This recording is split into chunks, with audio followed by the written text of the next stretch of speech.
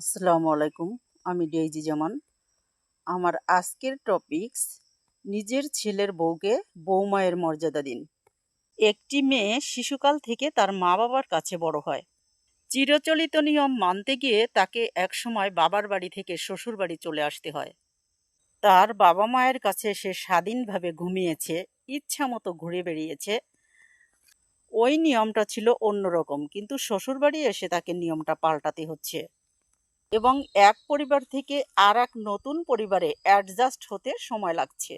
ওই মেয়েটা কিন্তু শ্বশুরবাড়ির মানুষগুলোকে মন থেকে ভালোবাসতে চায়, তবে কে কেমন, কার সাথে কোনভাবে কথা বললে সে সন্তুষ্ট থাকবে এটা বুঝতে তার সময় লাগছে।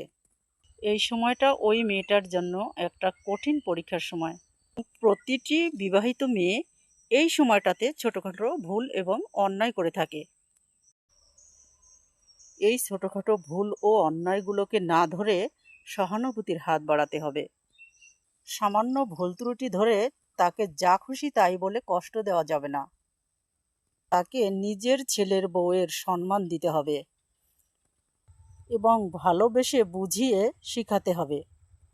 নিশ্চয়ই আপনার ভালোবাসা এবং সহানুভূতি পেয়ে নিজের বাবার বাড়িও যেতে চাইবে না এবং ধীরে ধীরে শ্বশুরবাড়ির সংসারের প্রতি আকৃষ্ট হবে।